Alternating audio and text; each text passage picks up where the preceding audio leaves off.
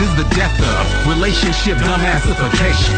A thought-provoking conversation with the voice of reason. An exploration into why you and your girl just can't relate. The world is tuned in to the voice of reason, blowing up the Foxxhole every Thursday evening. If your man is tripping, then talk to Zoe before you leave. Maybe y'all can make it work, and if not, he can tell you exactly how to tell him to kick rocks. Intelligence with lots of comedy. It's not your average show. It's ZoWilliams, the voice of reason on Foxxhole Radio.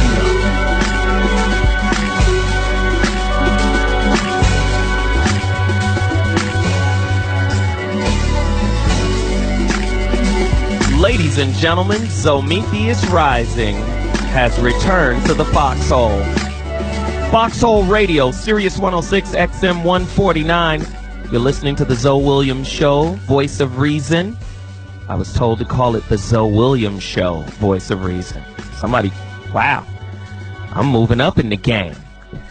Ladies and gentlemen, tonight's topic, you know how we do. We like to get the phone lines lathered up real well. Tonight's topic, the pros and cons of having a hood mentality. How to know when the hood mentality is holding you back. Oh, goodness. 877-210-6106 is the number to dial. I've been dreading doing this topic, but I think it's important because we've got to do better. It's out there. We got to do better. 877-210-6106 is the number to dial. The pros and cons of having a hood mentality. How to know when the hood mentality is holding you back. Get to your phone lines. I implore you to engage us in this conversation. Find me on Twitter at ZoWilliams or at Foxxhole. We need to talk about this. And, of course, my question for the night is, which has a more meaningful impact on Black America, the entertainment industry or higher education? I'm about to take a quick break, and I'll see you in a moment. Ladies and gentlemen, ZoWilliams, ZoWilliams Rising is back in the building.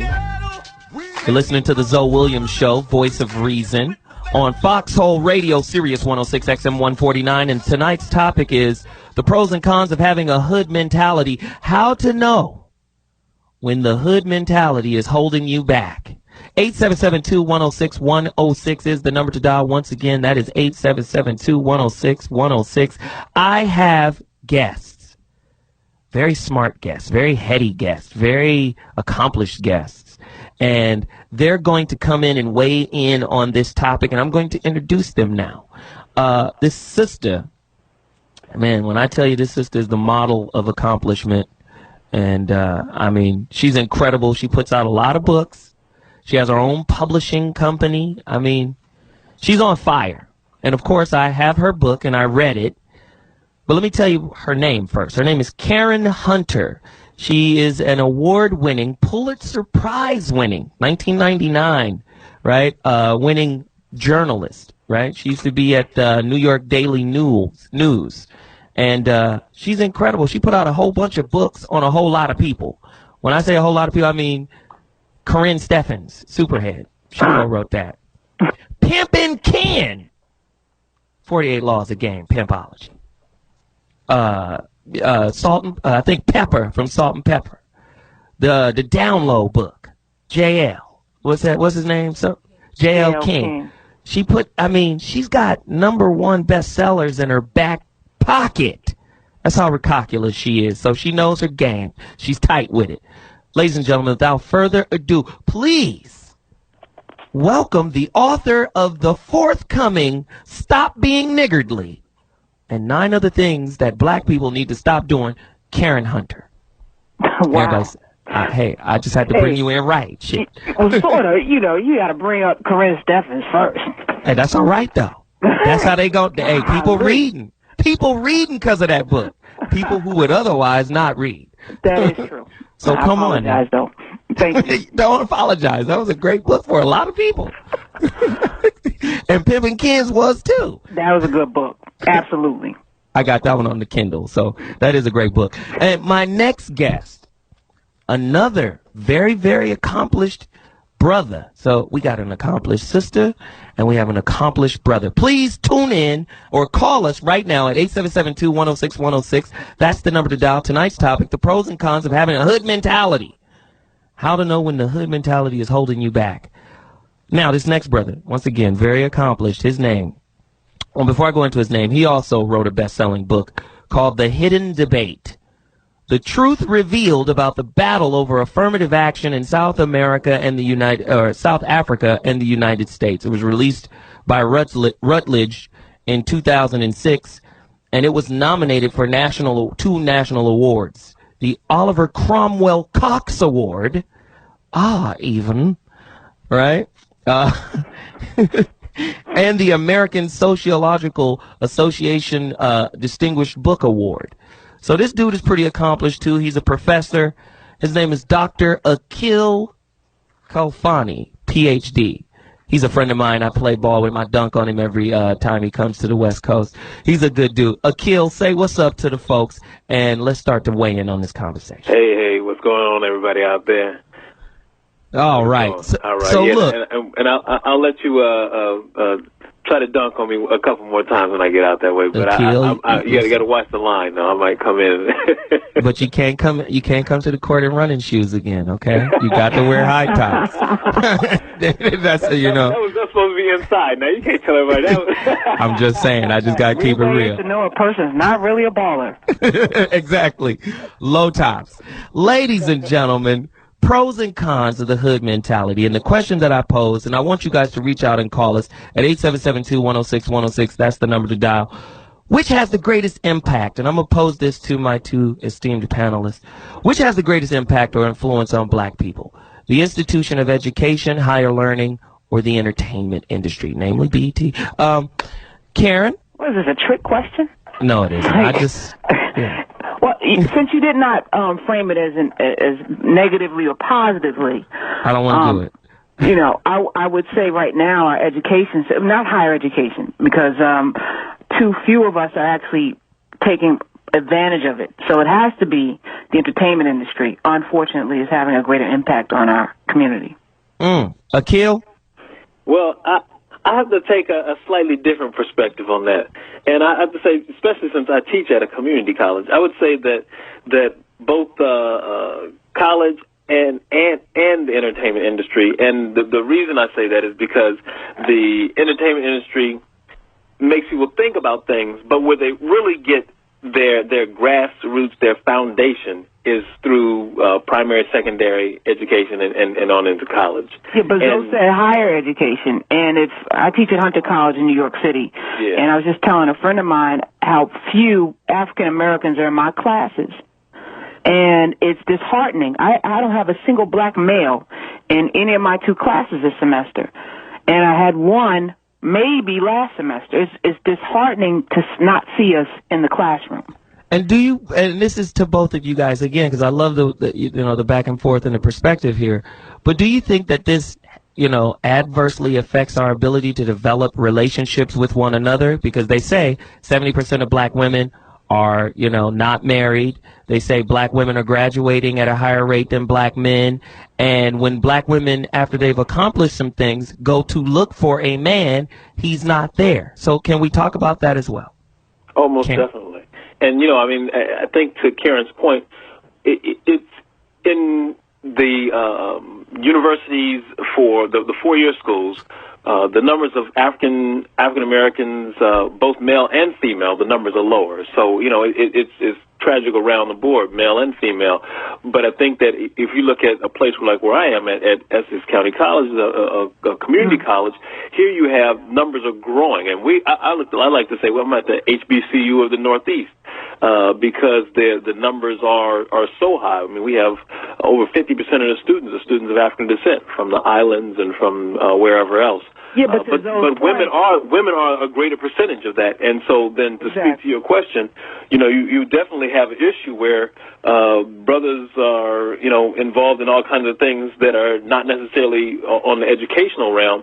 And so I see it on campus that it creates concerned for sisters because brothers are not doing everything we need to do to step up to the plate. Well, let's be real. You know, for brothers like Akil and all you other super highly educated men out there, your pickings are plentiful. You can have just about any woman you want.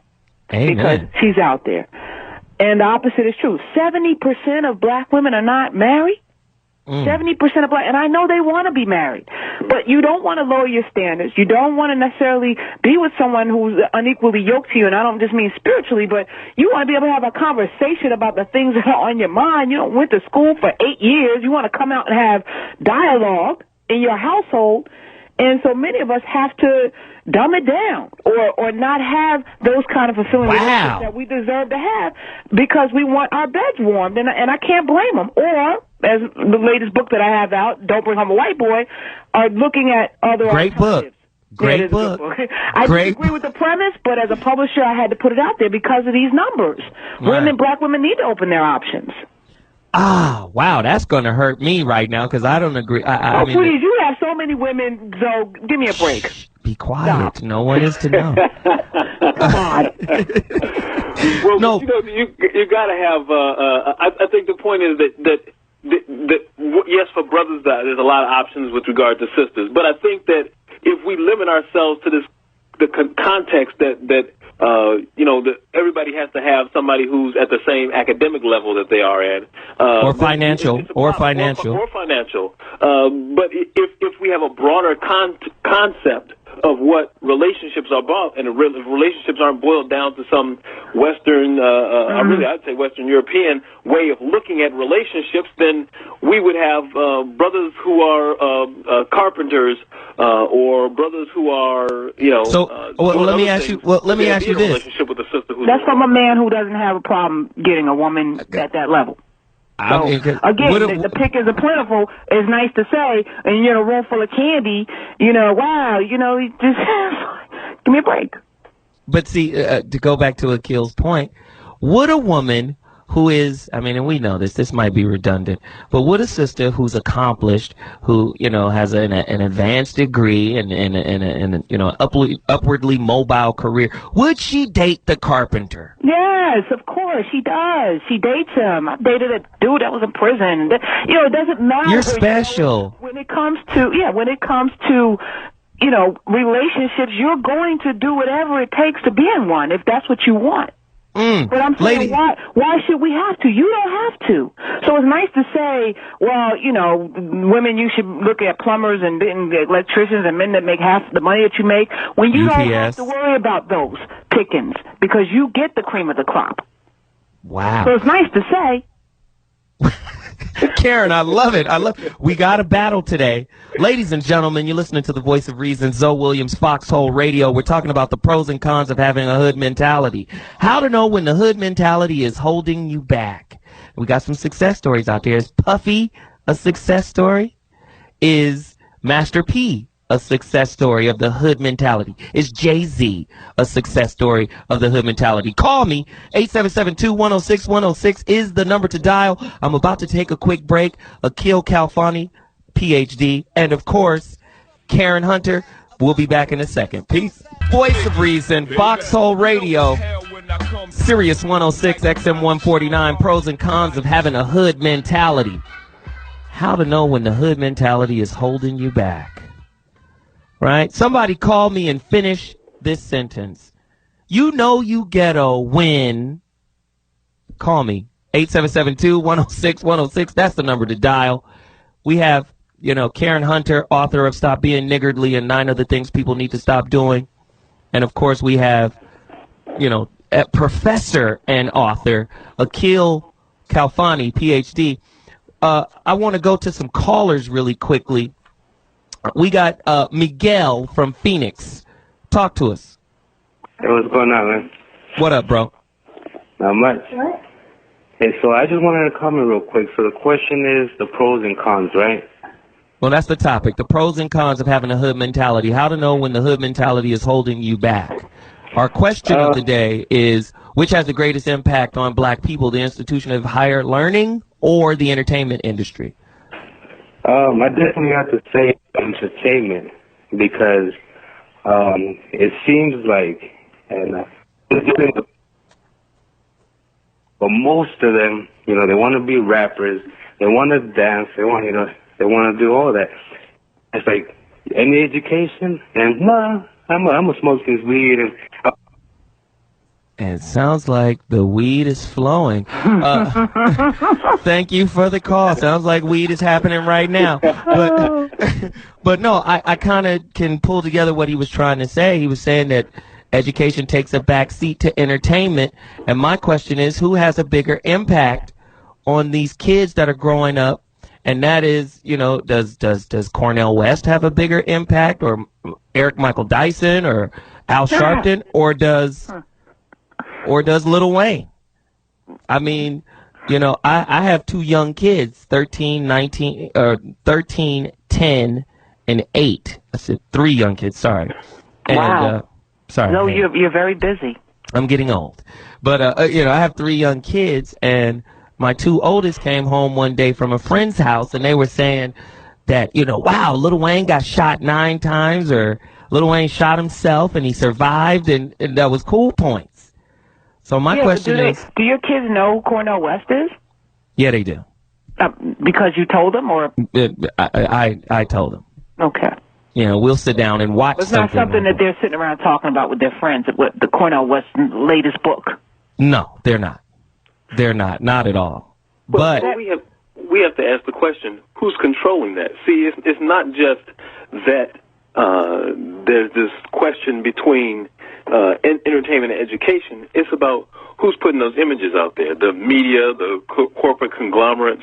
You know, if the corporate conglomerates were putting out certain types of things, then it would be we would be having a different discussion right now. But since when did we depend on them to put out things? I mean, rap was born in an era where white folks weren't checking for us at all. You know, when rap came out and became what it did, the streets did that. Right. And so there's a level yes and no.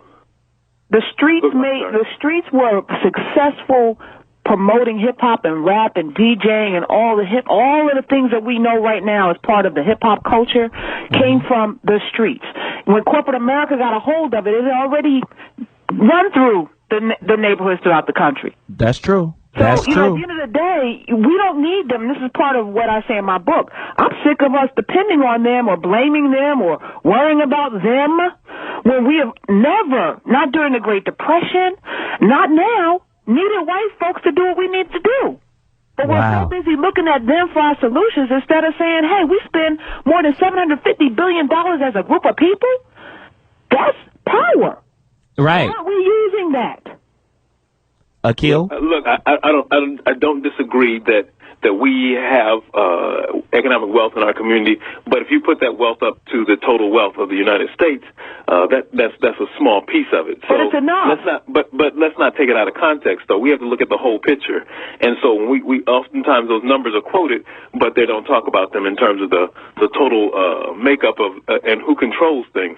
If we extract our abilities from the powers that be, then we're suggesting that there's no systemic racism, that there's no systemic controls of economic resources, that the way in which people are arrested are not, you know, there aren't systemic things. There was systemic racism when Madam C.J. Walker became the first black millionaire. There was systemic racism when the Greenwood section of Tulsa, Oklahoma created itself, in Rosewood, Florida. There was systemic racism that we right now can't even comprehend living in America in 2010. So you're saying it's just part of the game. We got to do. It's just part of where we are. Also burnt down Tulsa, Oklahoma. So we rebuild. That's what we do. Are we sit with our thumb in our mouth and cry about white people burning down our... come on. No, Tulsa, Oklahoma we're better than that. Rebuild. Those people never recovered. We can rebuild. I'm not saying they did. I think that we get defeated so easily because of racism and white people and this and that. This is 2010. With the technology that we have today, you can have Soulja Boy selling how many millions of records on some stupid song and making up a dance, and that was done strictly virally. No white corporation had anything to do with that. They jumped in afterwards. And I see it in the book publishing realm. This book, The Shack, that's not a black book, by the way, this Christian book. Nobody wanted it. They built a little small podcast with 8,000 people. And they sold 1 million books out of their garage in California. No industry. No white people. So, Karen, you're basically saying stop making excuses, stop blaming the white people. We just got to get out there and do it, and racism is there. We just got to deal with it. It's a part of the game. Is that what you're saying? We got enough powerful, intelligent, rich people in our community that we can take back the hair care industry from the Koreans. Yes, we can. Yes, we can. Because they're killing right now. Yes, we can. They are killing. Ladies and gentlemen, hold on one second. Akil, just one second. Hold on. All right. Well, let me just reset the topic. The pros and cons of the hood mentality, right? How to know, right, when the hood mentality is holding you back. We're going to shift really quickly. Akil, I'm going to get back to you. Please hold your thought. No problem. We're going to take a few more callers. Stephen, ATL, talk to me. Hey, what's going on, Zo? I'm good, brother. What's cracking? Ain't nothing, man. I wanted to comment on this because this is actually close to me because I agree with the hood mentality, but it's how you use it. Because, matter of fact, I just not too long ago, excuse me, I was giving a speech down at the ZoWilliams Help Feed the Homeless in the youth center. And I do that on a regular basis. And we basically was talking about this. And I'm a prime example of it. I mean, I don't try to glorify it or advocate it, but I am. That's who I am. I mean, am I... You hood. In life? I'm sorry. No, I said you hood. Go ahead. We with it. Yeah, I'm successful in life. I'm at the point now where I own and operate my own business. In all honesty, I can't never see myself working for somebody. And it was my hood mentality. It's what I did was turn it into something positive instead of saying I can use this mentality and sell drugs, or I can use that same mentality and open my own business and start my own thing. And now, as I'm talking to you, I'm making money on the computer doing my job. So it's all about you. Wow, can't hate on that. Hey, man, I appreciate the call. Thank you. Brother D, Texas, talk. So I appreciate you doing this show, man. I've been waiting for someone to do a show like this. And that sister who mentioned something about Soulja Boy, I agree with her 100%. If you was to take a survey, you was to ask young black kids, I mean, when I say young, I'm talking age between age 18 and 40, would they rent a 5-bedroom house? Or would they rather a brand new Hummer on 22s? They'll pick the Hummer, man. And that's because of this entertainment industry, man, has us poisoned. It's a lot of homeless black women, and no one talks about that, man, because a lot of young black women in between ages and 40 choose to go out with brothers with pants falling off their butt and that hood mentality versus a brother like me who has a job and own his own home and own his own business. I'm living in Texas, man. I'm born and raised in South Central Los Angeles, man. When I was running them streets, man, it was easy to get a sister, man. But once I settled down and brought me a home and started working, they seem to not want that, man. A brother who just got out the penitentiary is more likely to get a woman than a brother who just graduated from UCLA, man. What part of Texas? I'm getting on a plane right now. Somebody, man. I challenge anybody, man, that has the power of the mic like you do, brother, to talk about this, man. I'm not just blaming the sisters, man, but a lot of brothers, the reason why we out here asking them food is because we doing what the sisters want, what it takes to get a woman, man. A lot of these women, they require a brother that's getting out the penitentiary versus a brother that has the child, man. I'm living proof of that. I thought that was before I started driving trucks. I'm a truck driver, man. Now I own my own trucks, man. I'm on about 5 trucks. But before I started doing this stuff, man, I always wonder why I'm sorry, man, I got a little lost. That's all right. I'm going to let you roll on out. Go ahead, brother. Pull it together. I'm with you.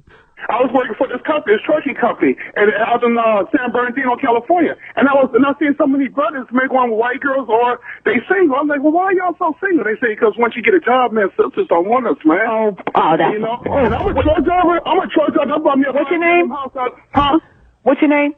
I said, my name is Brother D. Brother D. You got a Facebook page? I got a Facebook page. I need to see what he looks like. Look here. Sisters don't want us. Once you get your stuff together, sisters don't want us. And throughout these neighborhoods, man, across America, if you guys pay attention, you see a lot of black women. I'm not down on my sisters, man, but you see a lot of black women that are living with their parents. They living with their cousins.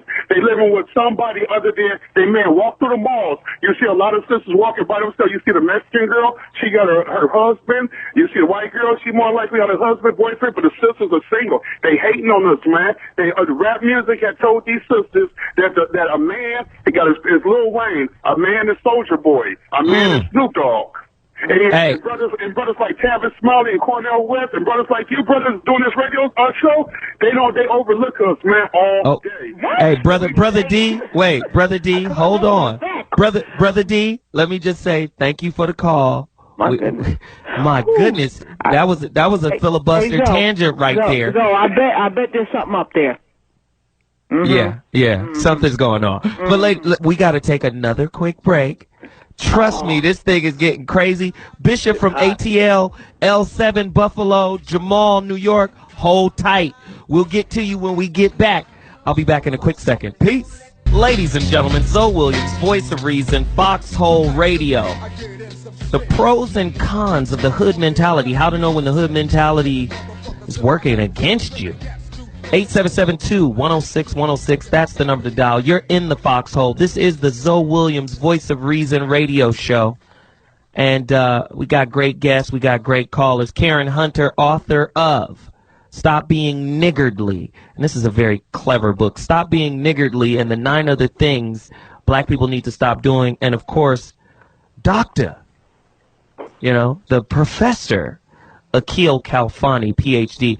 What I like about Karen's work is that regardless of who she works with, because she controls, the content that comes out of her publishing company, it seems that there's a positive through line of giving in her work, even with Pimp and Ken.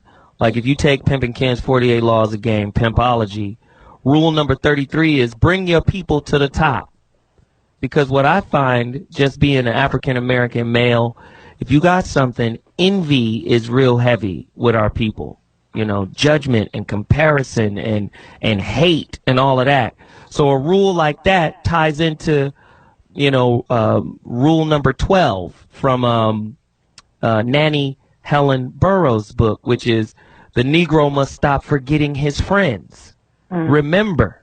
You see how it all ties together. Now, some of us may not ever pick up Pimpology, the 48 Laws of Game. But some of us may pick up Nanny Helen Burroughs' book and get the same, you see what I'm saying? I just saw that as a through line of positivity that we need to start reinforcing in these children that are growing up that are influenced by the media, by our content.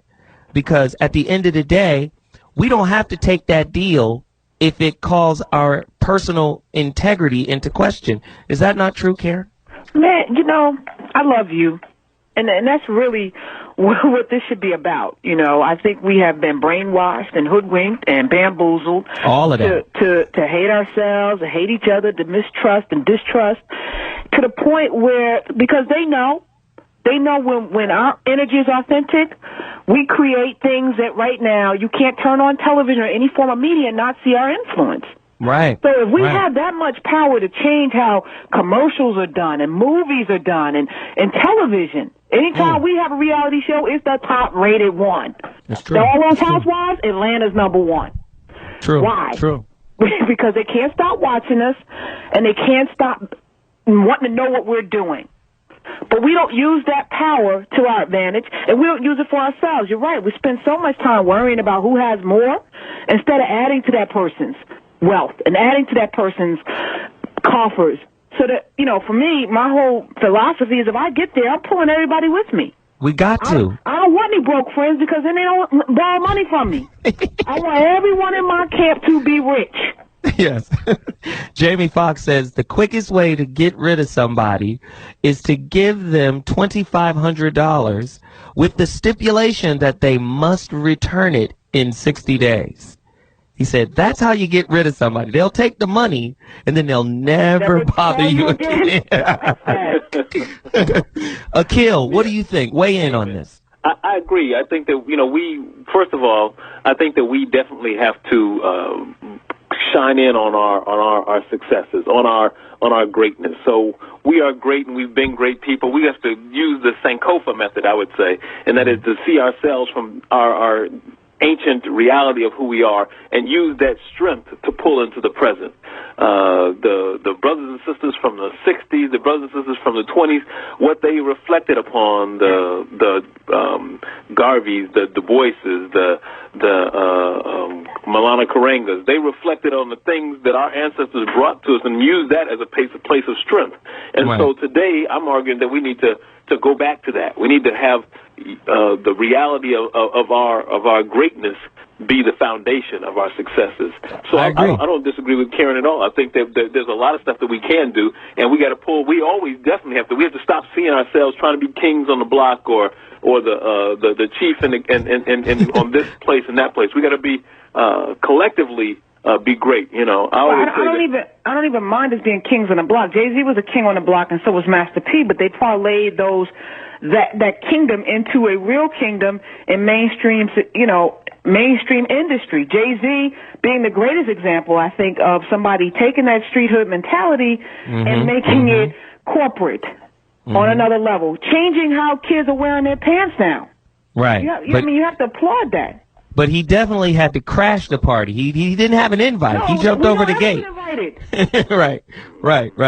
That's true. There's a book now called The Help, which is number 2 or number 1 New York Times bestseller written by a black woman about the help in the 1960s. You know, the maids inside the white. And I'm angry. I'm reading it. I'm getting so angry, but I can't put it down because it's a good book. But it just kind of, I'm like, books like this are successful because white people like that time when we were yes-men and known and, a boss. Taking care of their kids. That's where they like us. They're going to support any kind of slave book. If you know you write a book about a slave, you're going to have enough. You write a book about a downtrodden black person who's awful, has some awful circumstances, whether it's Blind Side or Precious, it's going to be a well-touted, Oscar-winning movie. Why? Wow. They like seeing that. Wow. Yeah. 877-2-106-106 is the number to dial. Tonight's topic, we have a heated conversation here with two very intelligent people moderated by moi. This is a great topic, the pros and cons of having a hood mentality, how to know when the hood mentality is holding you back. We're about to shoot to some callers. Bishop, ATL, reach out to me. How you doing, Zoe? I'd like to say hi to the panel. Hey. I want to get a little deeper if you allow me to. Go ahead, brother. Go ahead. I speak about this sometimes with my friends. First of all, I'd like to say I didn't graduate from high school. I'm not proud of that, but I'm self-taught, and I can hold a conversation about any politics or any current event situation that's going on with any female. But I want to get deep with the situation where I'm actually writing a book myself, and I'm not just saying that because it's a publisher here. This is something I'm doing. It's called The Illusion of Inclusion, dealing with what happened when desegregation happened in the 60s and what happened to the black community when the doctors and the lawyers and the higher-end black people who had no choice but to live with us moved with the white people to prove that we was okay and we can also live and we're not animals. And when we had the Negro Baseball League and we gave up our best players to prove to them that we can play good, and when we had our own shops and we had our own theaters and we wanted to go to their theaters because we thought they was better. And you notice I keep saying we. These are things we did to ourselves.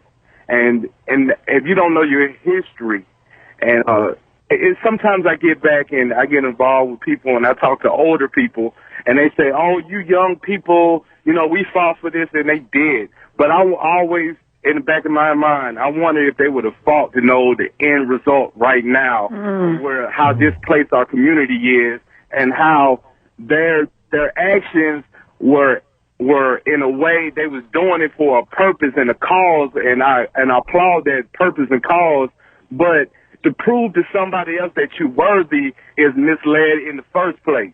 Wow, I appreciate that, man. That is that's heavy. Thank you for the call. Panel, what do y'all think about what my man was saying? He said something that was... I think he's right on point. That first of all, segregation or desegregation was one of the biggest fallings in our community, because when we went to other schools, they didn't educate us in the same way that we were educating ourselves, even though we had less resources.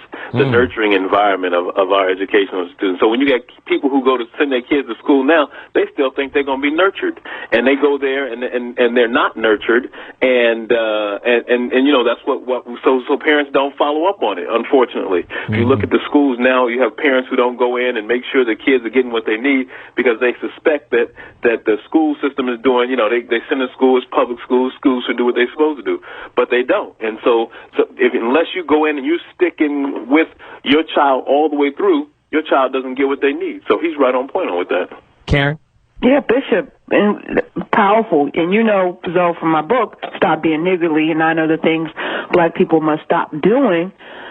This is the very premise, you know? This is the very premise of the book. The ice water is not colder. No, it isn't. Come on, Karen. And it hasn't been. It's never been colder. That illusion that we are inferior is so pervasive, and it's so much part of, unfortunately, our DNA that this is where we are right now. Wow. We were doomed. Wow. That inferior book that my mother grew up with in Augusta, Georgia, she actually came out with a better education. So let me say this really quickly, Karen, because you're touching on something as when I was reading the book that goes back to the definition of the word niggardly. Right? And how you broke it down. That's why the book is so... You got to get the book when it comes out. When does the book come out, Karen? April 27th. It was a birthday gift to myself. So. Okay. You got to go get this book because the angle that she took with the term niggardly, it means stingy. But the way she flipped it was, we have a stingy vision as black people. That was... You understand what I'm saying? We have a limited vision. So we're being stingy to ourselves because we don't think broader, bigger, higher, more expansive. You see? So when the way she positioned it was just incredible. You got to get the book. We're about to take another quick break. L Sub in Buffalo, DJ ATL, Black Ass Kenny from Memphis, Big B from New York. Hold on. We're about to take a quick break. I'll be back in 2 minutes. Peace. You are now tuned in to the voice of reason. The big homie Zoe is your host this evening. ZoWilliams, man of many topics. Talk about everything, ain't nothing out of pocket. Whether your partner is after you for profit, or how to tell if your relationship is toxic. Knowledge is like the beat and we drop it. This old funny ass nigga is a Gnostic. So tune in for wisdom and jokes. Talk about everything from fam to medicinal smoke. So if you got a problem and it's an answer you're seeking, tune in to the Foxxhole's voice of reason. Chill. That's what you're listening to. The voice of reason, the ZoWilliams Show. Our topic tonight, the pros and cons of having a hood mentality. How to know when the hood mentality is holding you back. Call me now. 877-2-106-106 is the number to dial. What can we do about the high school dropout rate among African Americans, which is said to be 50%? At 50%. 50% of our kids say, you know what, I'm good. I'm about to make a rap record. L7, Buffalo, talk to me. Hey, how you doing? How you doing this evening? I want to say this to your guests as well. Can you hear me okay? We can hear you, brother. Okay, all right. Really quick, I want to speak to your topic of what's more influential, the entertainment industry or higher education. On the surface, it would appear that entertainment is, but everybody that runs the show, those behind the scenes, chances are they have an education. They got some type of higher education. So where it looks like the entertainment industry has all of this influence, it's actually higher education that's over that. Does that make sense? Good point. Good point. That does. That was the point I wanted to make, but I'd be wrong because my wife is sitting here. Could I let her chime in really quick? Let her chime in, husband. Thank you. Good evening. Just wanted to add that he's saying that because he's working on his 3rd degree and he's married to a woman who has 3 degrees, along with hundreds of dollars of student loans every month. But I just want to add, you had just spoke about the idea of why are we losing our African Americans. I'm in a public school system in New York State where the kids had a half day. And yesterday afternoon, we spent hours among hours doing data analysis on tests that the children have to take and the questions that were wrong, that they got wrong, and how we can do things differently so that the children can do better. And it pretty much was the consensus from grade 5 all the way to grade 12 that it's not even so much the academics of the subjects or the questions. It was the wording of the questions. So one of the main factors for finding out is that vocabulary. And one of the things that I find our children have a problem with is that you have the haves and the have-nots. I've been teaching 20 years. I see it. You have the parents that know when to be hip-hop, and then otherwise. You have to be able to walk that fine line. You know, I'm one of those teachers that I really push about the kids. Oh, good, I'm glad you passed. Now let's put it up to an 80 next time. Oh, I'm so glad. Now let's push it up to a 90. What can we do to get the better grade? But better believe, when there's a party, I am teaching my kids the Soul Train line and everything. I like the fact that I'm able to do, oh, yeah. And by the way, I just had a party with young 11-year-olds where I had to show them how to dance where they didn't look like they belonged on a pole or just grinding the floor. I had to show them how to just dance. Right, you know, just move you don't to have the anyone beat. kids how to do anything. So Right. like our boys, you know, even when we're doing things like watching TV, and our boys like, I want to watch Nickelodeon. I'm like, no, we can watch the news. Let's watch the weather. Let's watch this and that. You have to have that at some point. And then that goes off, and we put on the music, and the kids dance, and we have some fun. If you're not able to show your children how to live in both worlds, they're not going to succeed. You have to have both worlds. So, Thank you. I appreciate the call. I'm sorry for cutting you off. We got a traffic jam of callers. DJ, ATL, talk to me. Thank you for the call, New York. Yeah, I appreciate you taking the call. You know that you're ghetto when you rent to own the rims on your car. Okay? That's ghetto. Now, on the pros and cons, the pros of having a hood mentality is that the hood mentality teaches you how to hustle and how to work around adverse situations. The cons on it are that a lot of times with the hood mentality, we want things too easy. And I think that welfare has taught us that we don't have to do a whole lot in order to survive. So that's my thought on the pros and cons. Brother earlier mentioned about desegregation. And desegregation really hurt our community because, as he said, and he's in the ATL also, we used to have a street down here called Auburn Avenue. Auburn Avenue had anything that you wanted. Department stores, pharmacies, doctor's office, lawyer's office, the only all-black-owned hotel in the South where black entertainers come and stay with no problem. When desegregation came along, all of a sudden the white man had cold ice than the black man. So we just ran away from our own communities in order to assimilate into their community. Now, there's nothing wrong with living in their communities, but we can't forget our own. Man, I appreciate the call. Black Ass Kenny, Memphis, talk. Hey, what up, Zoe? What up, bro? Hey, look, man, forgive me if I misunderstood what your guest said, but she said something to the effect that if you're a woman who got a higher education or advanced degree or whatever, she don't have to settle for a guy who's a plumber or whatever. And I'm a truck driver, so I represent the blue collar. And my wife is a pediatrician, man, so we make a damn good living. And she didn't care whether or not I had a degree or whatever. There we go. You know what I'm saying? And when I go to these national medical conventions with her, man, I don't have to put on no front. They'll sell me for how I am. And then you got the women that work with her. They holler about, well, I'm not gonna marry a man who dig a ditch or drive a truck. He got to make at least 6 figures for me to be with him. And by that same token, then the same ones who whine and complain to her that they lonely than a motherfucker because they put too much emphasis on their superficial bullshit. Come on, Kenny, speak to us, man. Well, he definitely misunderstood me, but that's part of the problem that I was talking about earlier. But anyway, now that's not what I said. I just said that men don't have to make those choices because they have many women to choose from. We got options, right? Yeah, that's all I was saying.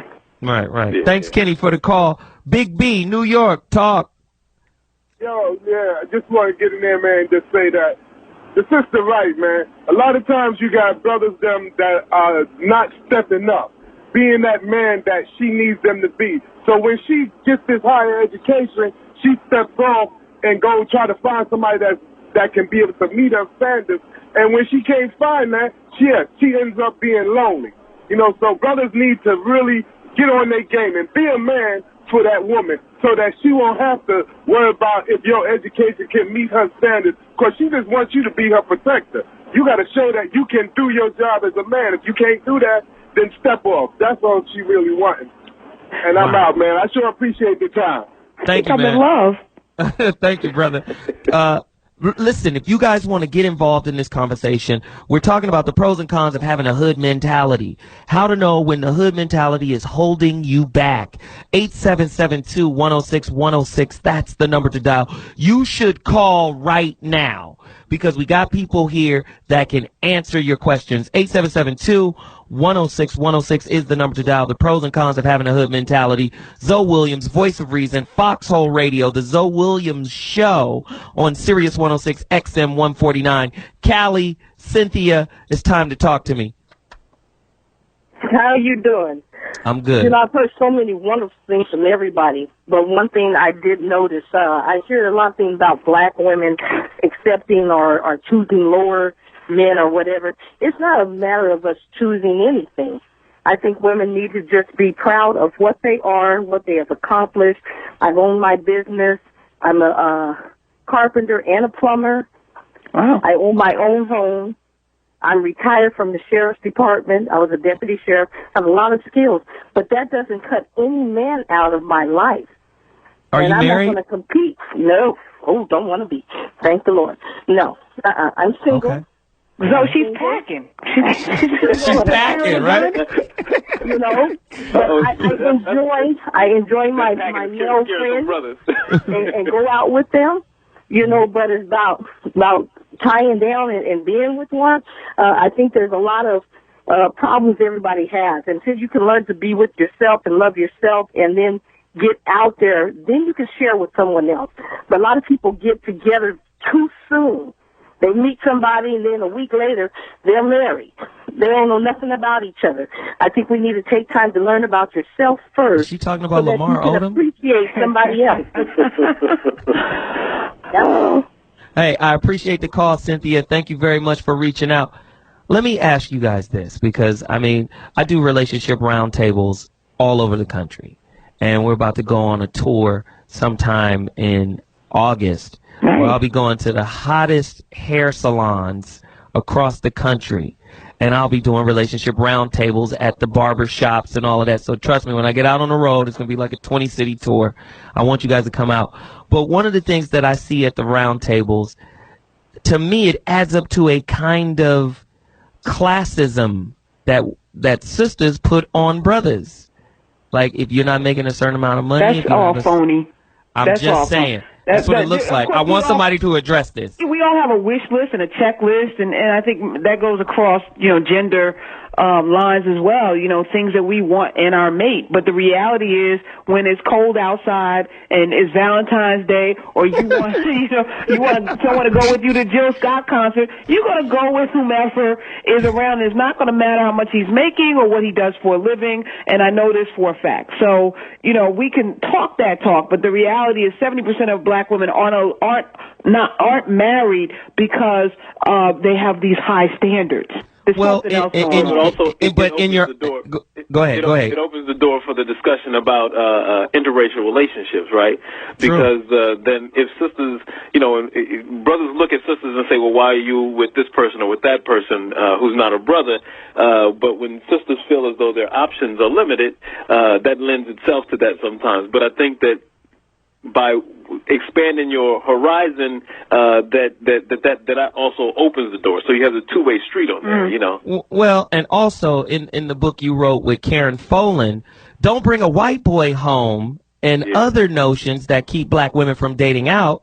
The stat was 70% of black women are not married. But it also said 54% of white women aren't married. Right. And it also said 43% of America is not married. So, it's not that bad. It seems like it's not that far off. Well, I think maybe marriage is getting old. Maybe I think the notion of marriage needs to be reexamined in this country. And, exactly. And just to clarify, I didn't write the book with her. I published it.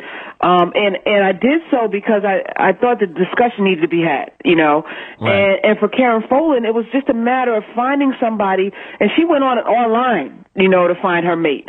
And she was not open to dating a white man because culturally, as in my home, you can't bring home somebody that doesn't look like your daddy. But what she found in her mate was somebody who had everything in common with her, and he just happened to be white. So in her mind, should I eliminate this man who has everything that I'm looking for simply because he's white? Her answer was no, so she's married. So. But even she said in that book, that template, that fantasy checklist that sisters have sometimes becomes concretized and inflexible. Yeah. So when everything doesn't line up, you wake up one day and you're 42 and you're dating Shabba-Doo. You got one egg left. Right. You got one egg left. Ladies and gentlemen, we're about to take one more quick break. The Voice of Reason, Foxxhole Radio, Sirius 106, XM 149. Tonight's topic, you know we're talking about the pros and cons of the hood mentality. How to know when it's holding you back.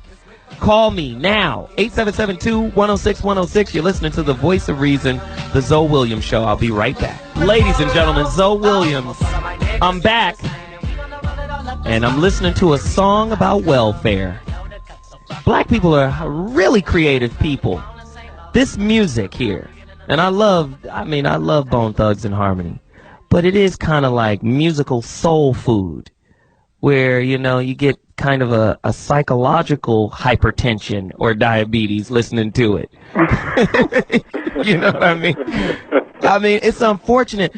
Let's be honest. Do we see any other culture that will creatively and musically commoditize the worst aspects of their culture? Well, they don't have the ability to creatively and musically do it, but we've seen it with Jersey Shore and The Sopranos. Okay.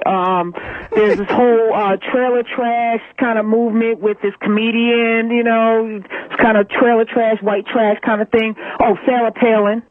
You know, they may not do it in music, but they find other ways. Well, and then even the reality of it, though, if you want to talk about welfare, it's more Europeans on welfare. We just get the numbers twisted because we look at statistics as opposed to looking at real numbers.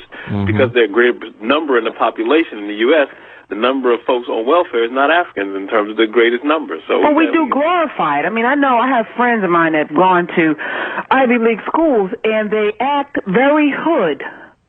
You know what I mean? Like, that's part of our credibility. We want to make sure that we don't let people think we are too big for our britches or we are too educated, you know? Right. We also pull ourselves down. So if we did do that, you know, look at Jay-Z, you know, and not just Jay-Z, but rappers in general, they talk about keeping it real, but most of them don't live in the places they're talking about keeping it real from. Well, but wait a minute. Well, let me address that. If they did do that, folks in the community would suggest that they are not representing from where they came from. But Jay-Z is somebody who's actually saying that. I don't live in the hood, so I'm not rapping about the hood anymore. If you listen to what I'm rapping about, my whole game has changed because my lifestyle has changed. He did an interview with Oprah where he broke all that down and made Oprah like, whoa. So I appreciate him for that.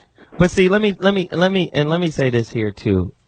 When it comes to keeping it real, especially for black people, don't say you keeping it real when you lack knowledge yourself. Right, exactly. If you don't have a deep, thorough understanding of the history before you got here, there's no way you could keep it real, because keeping it real is about being authentic. And if you've been raped of your social game rules, how you interact, what it means to be what you are, and all you have is benchmarks that are established by a culture that made a business of oppressing you, there's no way you could keep it real. There's just no way you could keep it real.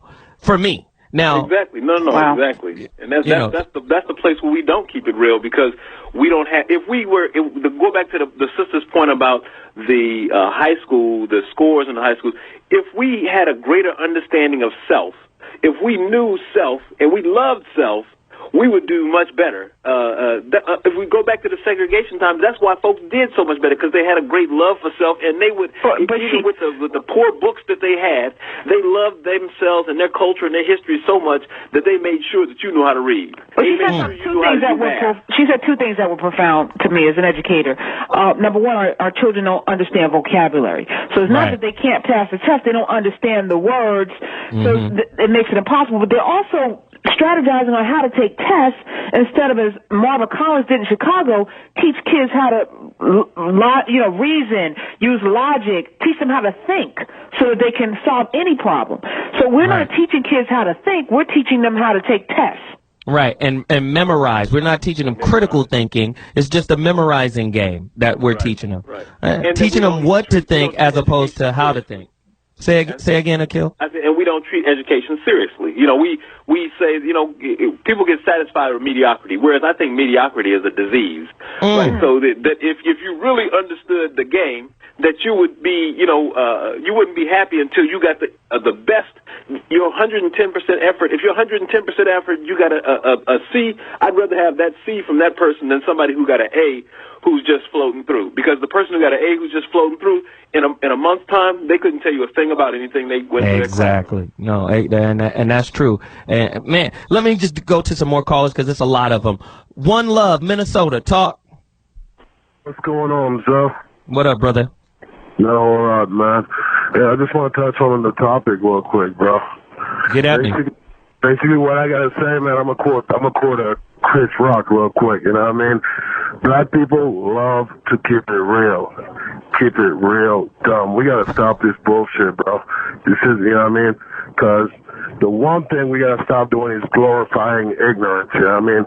I'm not gonna blame it on hip hop, but I'm a big hip hop fan. But you know what I mean? You gotta be able to make the discernment of what's real and what's not. You know what I mean? You don't go and hang out in the corner, you know what I mean, slinging rocks and don't think about the consequences and think, you know what, this is what I got to do because, the system is against me. You see what I'm saying? Right. Hey, man, I appreciate the call. Thank you for reaching out. Reggie, ATL, talk. Hey, thanks for taking my call. To your question, when do you know that the ghetto mentality is holding you back? It's always holding you back whenever it raises up. To that sister who, the educator, when she said that, how did she put it? Parents need to know when to, and then she hesitated and she said act hip-hop. She might as well have said act the ghetto. She might as well have said act like a nigga. What I'm going to quote Chris Rock. And nigga has got to go. He's got to go. Now listen. Was that another voice? He got sound effects. Right. I was trying to do Chris Rock, but look. Wow. Never. Sounded more like Chris Tucker. These successful black people in business don't have a ghetto mentality. A ghetto mentality is never going to be pro unless you're going to use it in some ghetto fashion. I don't see Jay-Z as a success story. I'm a little older than I think everybody who's called in here, and I see him as a personal success story for his own self. But you know what? When I look Good point. When I read his lyrics, it all talks about excess to me, not success. Or maybe successful. Ooh, avarice. Come on, man. Yeah. Wow. I like that. I like what he's saying. Continue. He's telling the truth. They glorify a ghetto mentality that only works in that thing. It's not going to get you to be an astronaut. It's not going to get you to be a doctor. You can't be a lawyer talking shit in front of a judge. That's all lawyers do. What are you talking about? My goodness. Nothing. Karen says that's all lawyers do is talk shit in front of lawyers. Oh no, yeah, but not with a hip hop beat, not with a ghetto two. You don't remember Johnny Cochran? Oh, Johnny Cochran was rapping. Got OJ off. Right. Very successful. But I bet you, I didn't consider Johnny having a ghetto mentality. Johnny knew how to play that game. I think, we need to really... Thank you for the call, brother. Thank you for the call. Finish, Karen. No, I'm just, we need to define that, because I'm not going to disparage anybody who's able to come from nothing and create something just because they had a dream or they could aspire to have these things. There's nothing wrong with wanting nice things, but we need to be really clear about how you get there. And not everyone's going to be Kobe Bryant or LeBron James, and not everyone's going to be Jay-Z, but along the way, we can create other things. I'm sure Soulja Boy came out of something. This kid is living a life that he probably never could imagine if not for people like Jay-Z paving the way. Right, So, and let me just say this. I can't knock it 100%. Right, and let me just say this. At the end of the day, when you talk about Jay-Z, especially this older brother, the older cats don't really feel hip-hop anyway. So, you know what I mean? So they're going to look at it from a kind of a slant on it anyway. At the end of the day, Jay-Z is a success story, bottom line. I mean, you go from Marcy Projects to $500 million. Yeah. I mean, just stop it. Now, yeah, if you look at his lyrics and the point he made was valid, I'm not going to go against that point because it was a good point.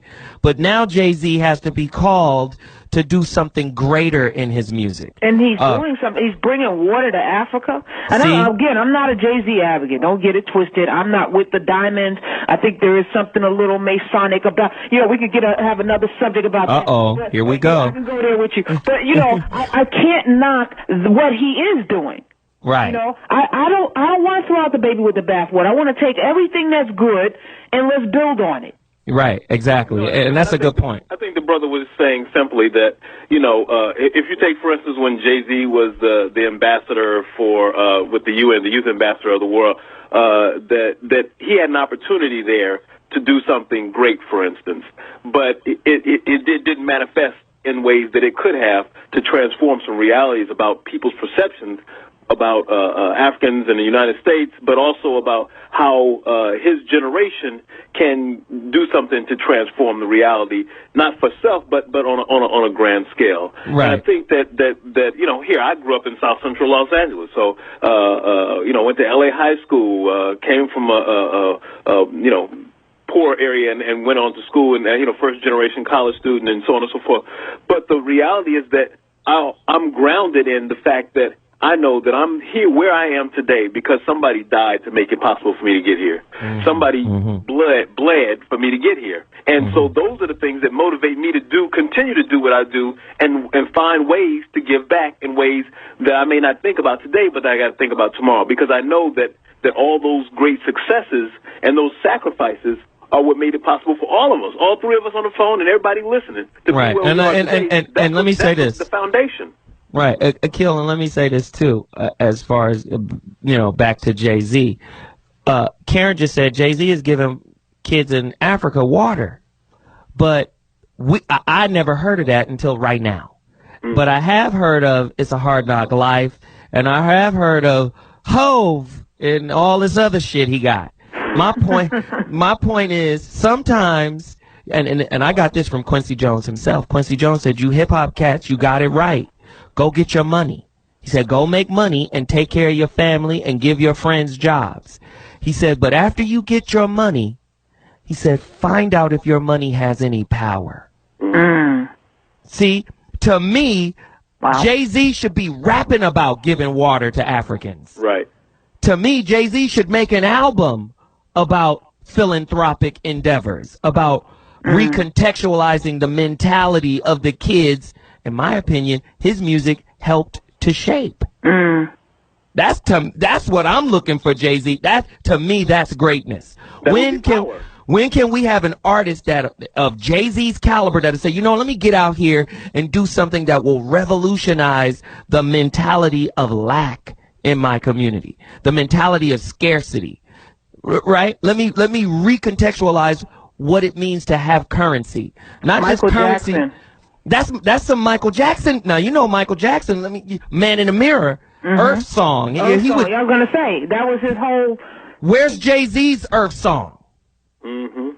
And I mean a psychological Earth Song, because with black people, and I'm not saying all across the board, because we haven't even got into classism where you got certain areas of black people who think they're better than the black people that don't have. We didn't even get there. I'm saying, Jay-Z, do that record to where now you recontextualize what young kids think is valuable. Is he done? I mean, we also have to give people an opportunity to evolve into... That's what we're doing right now. I mean, he went... Somebody called Jay-Z. He went from a crack dealer to somebody, to a businessman, to a father. We have to allow people the opportunity to evolve into what they're going to be or not, or hold them accountable. So who's holding him accountable? Well, we are. Why he is where he is. You gotta, and not just him. I don't want us to only focus on him, because it's like, it's a lot of folks who have opportunities to transform. You were talking about, Karen, all the money that's in our community. Well, how many other people besides Oprah are building schools in Africa and publicizing it, making it something that's huge and a central part of what they do? Alicia Keys is doing some tremendous things with orphans in Africa. I mean, there are a lot of people. I'm not saying. Don't get me wrong. Madonna's doing it. Yeah, Madonna is, and so is Angelina Jolie. She's trying to. Angelina Jolie, yeah.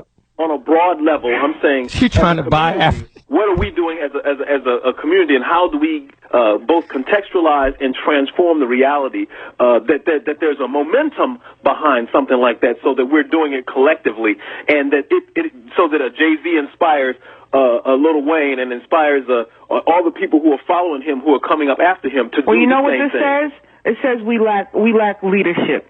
All right, we depend on somebody like who? Reverend Al, Jesse Jammeh, like who the hell's out there galvanizing people the way Martin Luther King did, the way Medgar Evers did, the way, I mean, there were like a lot of leaders during that time. You know, man, are they in New York? I mean, you can go across the country and find a Fannie Lou Hamer. You can find somebody doing something.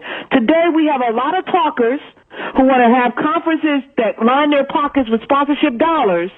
Right? A lot of people want to have their own TV show and all of this for their own gain, but there are very few leaders who can actually pull it together. Wow. That's heavy. The pros and cons of having a hood mentality is tonight's topic. You're listening to the Foxxhole Radio Network. This is Jamie Foxx's Foxxhole Radio Network. I'm here every Thursday. ZoWilliams, the ZoWilliams Show, Voice of Reason, Sirius 106, XM 149. Tonight's topic, the pros and cons of having a hood mentality. How to know when the hood mentality is holding you back. Ken, Michigan, talk to me.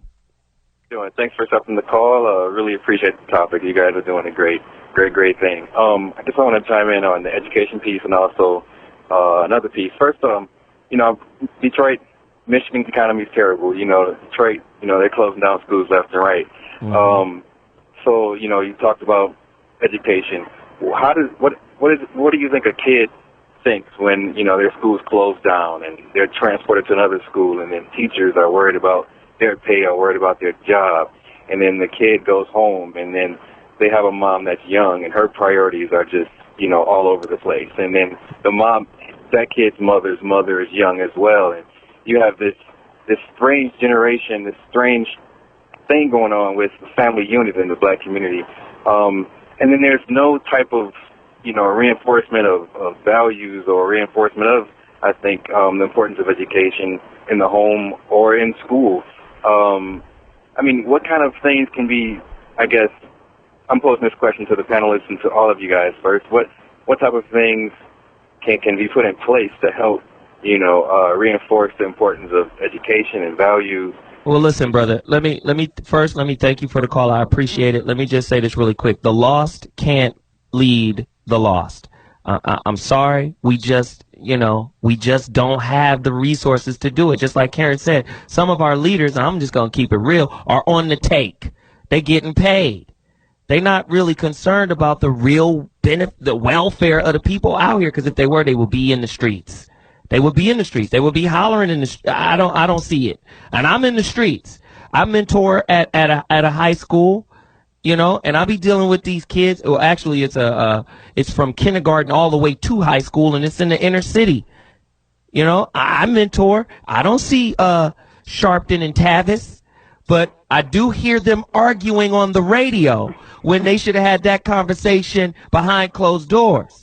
Now, I'm just saying, I don't see them out there like really hollering at folks. Well, I said, you got my book. I'm like, everyone wants to jump on Bill Cosby. I actually see him.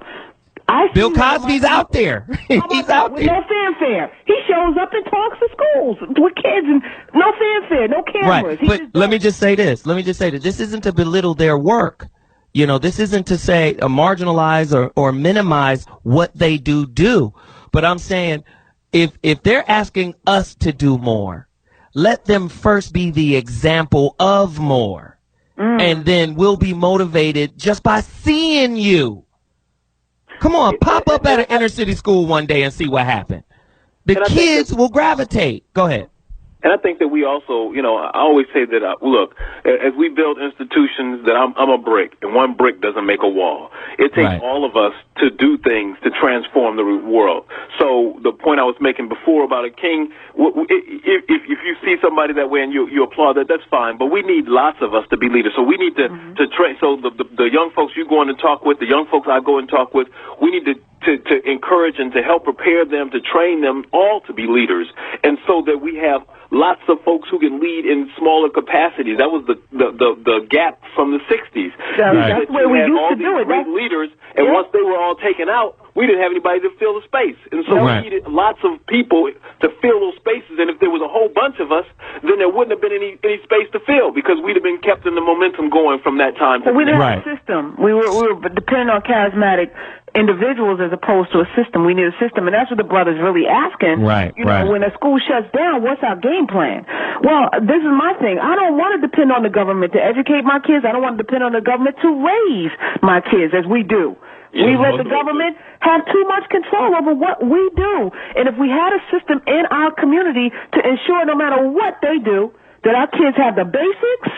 Right. Yeah, just the basics.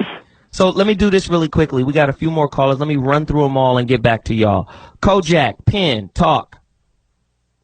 I'm just calling to say thank you for taking my call. And I was just letting y'all know that I dealt with a woman that decided to deal with a man for jail instead of me. But and you mad? Huh? And you're mad? No. Because I'm getting ready to get married in September to a woman that got 2 degrees. Well, congratulations. Well, amen, brother. Appreciate the call. Thanks for reaching out. Thank you, brother.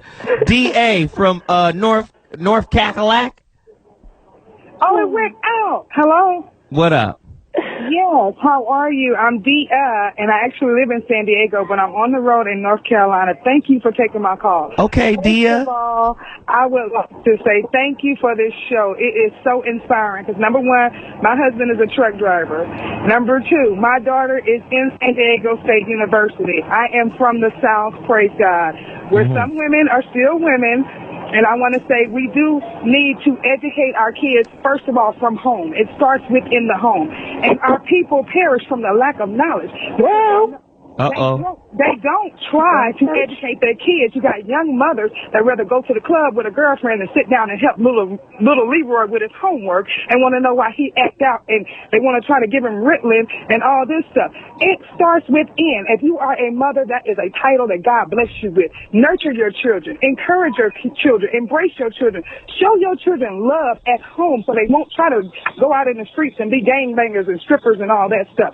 Yes, hip-hop does have an influence on the community because that's where they come from. Well, let's not just, wait a minute. Let's not just say hip-hop. Let's just say entertainment as a whole. Okay, entertainment has an influence on kids because some of the kids that come from the inner cities, they listen to this music, they glorify these entertainers because they see that's the quick buck and the fast money. Not all entertainers are rude and obnoxious and vulgar and all that. You have some entertainers that are of quality level. However, that's not a role that you should inspire your child to have. You should inspire your child. Go to school. You can be that doctor. You can be that lawyer. You can be whatever you choose to be, but you have to find that will within. And it first comes from that parent encouraging you. Yeah, there are a lot of young single mothers that do work 2 jobs, that do educate their kids, that do whatever it takes to feed their family. I'm not knocking nobody for what they do. I thank and praise Jesus for all that I went through. I went through Hurricane Katrina, left Mississippi, went to California, writing a book right now as we speak. Superwoman. Right now as we speak. Hey, doing things for myself because I know I am blessed. I'm blessed to be on this earth. And guess what? Let me stop you really quickly. You've blessed us with a wealth of information, and I really appreciate you calling, but I've got to move. Larry, VA, talk. Oscar, ATL, talk. How you doing this evening? What up? I just wanted to call in and say some things. I'm a working class man. I'm working 3 jobs right now, and my wife, she's a corporate underwriter for an insurance company. And we have 2 wonderful kids in college. One is getting ready to graduate this June, and she'll have her degree. She'll be a doctor of psychology, and my son will be graduating in the fall, and he's an IT specialist. But it came down to us focusing on them in the home, giving them discipline and rules, and working with them to be the best that they could be. And I tell my two kids, when I die, I'm not leaving you any money or anything. I've given the best thing to you that I could give you. There it is. Education. Appreciate the call, Brother B. Chi-Town. Holla. Man, I just wanted to comment. You know, I just want to say, you know. Make it brief, B. Make it brief. We got to understand that this is entertainment, though. You know, you got folks like, you know, Jay-Z. I mean, you know, he's perpetuating this, you know, I sold drugs and all this. But, I mean, from where I come from, I don't know nobody that, you know, sold drugs and lived to tell about it and go and meet with the president and all that. So I just want folks to, I mean, really, I mean, right. You know, You're saying it's an act. Folks, right. I just want, it's entertainment, you know what I'm saying? But these kids can't discern between entertainment and, you know. Reality. Yeah. And you know, I think the biggest problem is these entertainers don't speak to the majority of folks who are working class. The majority of black people are working class. Right. You know, and it's kind of like, okay, well, you ain't got no Bentley, then you a lame. You know, like I'm looking at Puff giving him his 16-year-old son a Bentley at 16. You know what I'm saying? What type of values is that teaching your child? You know what I'm saying? Like, that you can get a Bentley if your daddy is rich. Brother, I thank you for the call. I've got to move. LVA, talk to me, man. Good evening. Hey, I just want to, hip-hop culture is kind of like influencing our kids because we're actually missing a generation of men from the drug era, of the crack cocaine era. So you got to look at it as, you know, women are basically raising all these kids themselves. So the only thing they have to really look at men-wise are people from TV, basketball players. If you don't play basketball, football, or you're not a drug dealer, then they don't see themselves as men. I hear kids saying all the time, man, I'll probably be dead by 21 because they're trying to be drug dealers because that's the fast money. That's what they're seeing out there now. And that generation of our leaders that got caught up in the drug game, guys that might have been something if they didn't actually get caught up in that drug game, they're gone. You know, right. Kids are not seeing, you know, men of the ages of, look how many, if you look at the age rate, men that's between the ages of 30 to, let's say, 45 is lesser than it is men of the age of 21 to the age of 30 because, you know, that age there ain't there was the child during the ages of the crack age, you know, from 80 through the late 90s. You know, they were actually children at that time. Now they're starting to become young adults. They really didn't have too many role models but drug dealers. And that's right. Thank you. Hey, bruh, I got to go. I hate to cut you off, but I got to go. The filibuster was deep. And let me just go to my guest again. Karen, tell them once again when your book is going to come out. I urge you guys to go get her books. Thank you. She got a whole bunch of good stuff out, but when does this one come out specifically? Just for the record, it's my goal. Dick Gregory sold 1 million copies of his autobiography. It was called Nigger. In the 1960s, 1 million copies. I want to do that. You know, I want to make history. It's called Stop Being Niggerly. It comes out August 27th, and I really appreciate you promoting it because I call this my love letter to my people. Wait, is it August 27th or April? April. Oh, my goodness. April 27th. I'm caught up with your tour, your beauty parlor tour, trying to get on that. It's all gravy. Go ahead, tell us. April 27th. And I wanted to mention something else. I have an author, when we're talking about this hood mentality, named Frank Matthews, who I just signed. He was incarcerated for drug dealing. And he wrote 10 books, while in prison. And when he got out, instead of going back to what he was doing, he decided to take a different path. So he's going to be this generation's Donald Goines minus the drug habit, minus the vices, you know. And his whole push is literacy because most brothers and sisters in jail are in jail because they cannot read. So, you know, in the midst of it, sometimes we have to bridge that gap. So he's kind of doing the Trojan horse thing. He comes from that culture. He's going to go back with his stories and then pull them out. And Okay. that's what we need to do. Well, thank you, Karen. Akil, really quickly, man, we got to wrap. Where can they find your book, brother? Best place to get it is go to Amazon.com, bro. It's The Hidden Debate. If you want to find out the truth about what's hidden, you check that out, and it'll help you understand about liberty, equality, and justice. Right, and I have the book. Yeah, I got it. And $5? That's a heavy book. She said $105. That book is heavy. No, it's a very good book, though. I really appreciate you guys for coming in and making this a spirited debate. ZoWilliams, Voice of Reason, Foxxhole Radio. This is what we do every Thursday. We're trying to push the envelope here. I'm going to say this and I'm going to end mines. I got to be hood with it. I'm going to say this and I'm going to end mines. I think black people need a currency that is more valuable than the pursuit of money. I think Maulana Karanga, the founder of Kwanzaa, created a type of currency. It ain't got nothing to do with Christmas. But those 7 principles that he broke down for Kwanzaa, Umoja, unity, right?